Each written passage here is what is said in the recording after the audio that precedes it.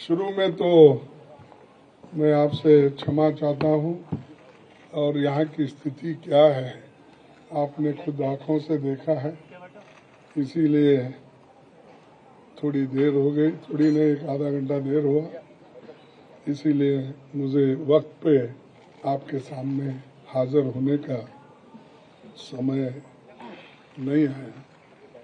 तो इसलिए फिर एक बार मैं आपसे माफी मांग के अपने शब्दों को आगे बढ़ाऊंगा। आजादी के 75 साल के इतिहास में भारतीय राष्ट्रीय कांग्रेस ने लगातार इस देश की डेमोक्रेसी को मजबूत किया और संविधान की रक्षा की। आज जब डेमोक्रेसी खतरे में है, संविधान पर हमला बोला जा रहा है और हर इंस्टीट्यूशन को तोड़ा जा रहा है, तो कांग्रेस पार्टी ने राष्ट्रीय स्तर पर ऑर्गेनाइजेशनल इलेक्शंस करवाकर देश की डेमोक्रेसी को मजबूत करने का एग्जाम्पल पेश किया है। कांग्रेस प्रेसिडेंट के चुनाव के सफल आयोजन के लिए मैं पार्टी के सभी डेलीगेट्स, सीनियर लीडर्स, वर्कर्स और जो कोई भी इस कार्यक्रम से जुड़े हैं, उन सबको मैं धन्यवाद करता हूं। आप सबने डेमोक्रेटिक प्रोसेस में हिस्सा लेकर कांग्रेस को मजबूत किया है।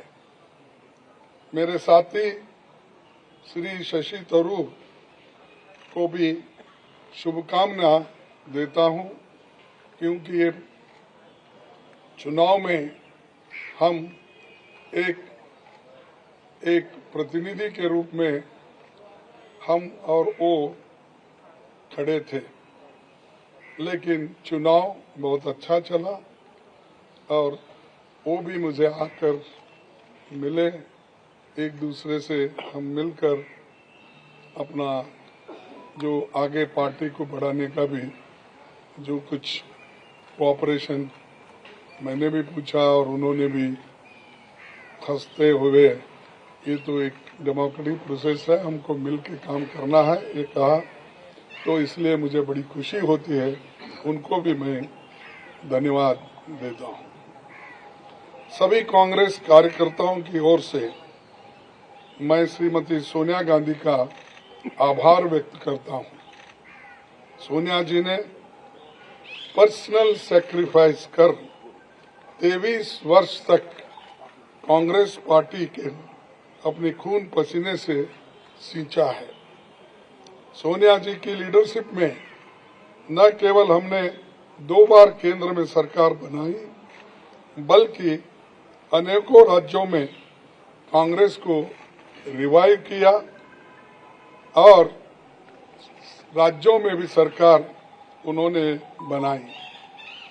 उनका कार्यकाल इतिहास में याद रखा जाएगा, जो इतने लंबे समय तक पूरा कार्य करके पार्टी को एक शक्ति दी। आज देश में सबसे बड़ी समस्या कमरतोड़ महंगाई यानी इन्फ्लेशन, भयंकर बेरोजगारी अनएम्प्लॉयमेंट, अमीर गरीब के बीच की खाई बढ़ते जा रही है और सरकार के द्वारा देश में फैलाई जाने वाली नफरत। देश की इन समस्याओं के खिलाफ जन आंदोलन तैयार करने के लिए पूर्व कांग्रेस अध्यक्ष श्री राहुल गांधी कन्याकुमारी से कश्मीर तक 3570 किलोमीटर की यात्रा पर निकले हैं। आज पूरा देश उनके संघर्ष से जुड़ रहा है। मैं कांग्रेस जनों और देश के लोगों से अपील करता हूं कि देश के हित में भारत जोड़ो यात्रा में शामिल होकर श्री राहुल गांधी जी के कंधे से कंधे मिलाकर चलेंगे। उन्होंने मुझे 1 घंटा पहले मुझसे उन्होंने कहा कि आपको अभिनंदन, आप कांग्रेस के अध्यक्ष बने हैं और मैं एक कांग्रेस के सिपाही के नाते काम करते रहूँगा और आगे बढ़ेंगे सब मिलके, ऐसा उन्होंने मुझसे कहा। इसीलिए मुझे बड़ी खुशी होती है कि वो पादयात्रा में रहते हुए वो अपना थोड़ा सा समय मेरे लिए उन्होंने फोन पे बिताया, इसलिए मैं उनका भी धन्यवाद करता हूँ। आज हम सबको मिलकर कार्यकर्ता के तौर पर काम करना है। यहाँ न कोई बड़ा है न छोटा, सब बराबर है। हमें देश के संविधान पर हो रहे हमले और देश की डेमोक्रेसी को खत्म करने की कॉन्स्पिरेसी से मिलकर लड़ना है। हमें फैसिस्ट ताकतों से लड़ना है जो कम्युनलिज्म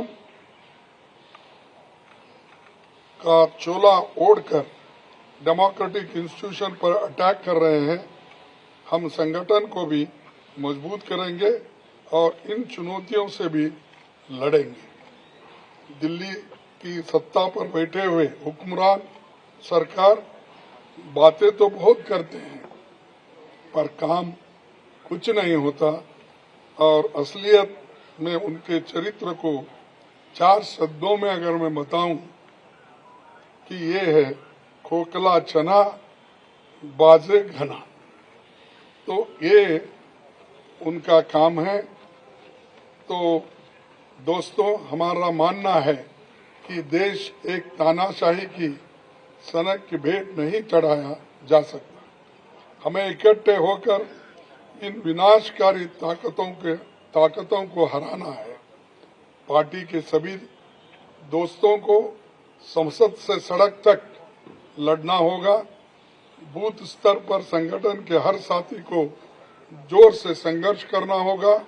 मुझे विश्वास है कि जैसे आपने मुझ पर भरोसा जताया है और गरीब परिवार में जन्मे एक सामान्य व्यक्ति को, एक सामान्य कार्यकर्ता को कांग्रेस का अध्यक्ष बनाया है, मैं आपके भरोसे पर खरा उतरने की पूरी कोशिश करूंगा। जय हिंद, जय Congress. Thank you. So there will be another opportunity. Khadge Saab has. I am very fortunate that I am in charge of the same state that Khadge Saab comes from. So he has asked me to request to all of you. उन्होंने मुझे आपसे सादर हाथ जोड़कर अनुरोध करने को कहा है कि 26 तारीख को वो अपना कार्यभार संभालेंगे और उस दिन एक व्यापक पत्रकार वार्ता कर बहुत सारे सवालों का जवाब लेंगे। आज हम सब ने उन्हें अनुरोध किया कि आज आप अध्यक्ष निर्वाचित हुए हैं, आप आज जरूर पत्रकार मित्रों को से मिलिए, अपनी टिप्पणी करिए, एक व्यापक पत्रकार वार्ता जिसमें आपके सब सवालों का जवाब वो लेंगे। उन्होंने मुझे अनुरोध किया है आपसे अनुरोध करने को कि आप थोड़ा सा धैर्य रखें और 26 को आपके सब सवाल लेंगे। बहुत बहुत धन्यवाद। एबीपी माझा, उघडा डोळे बघा नीट।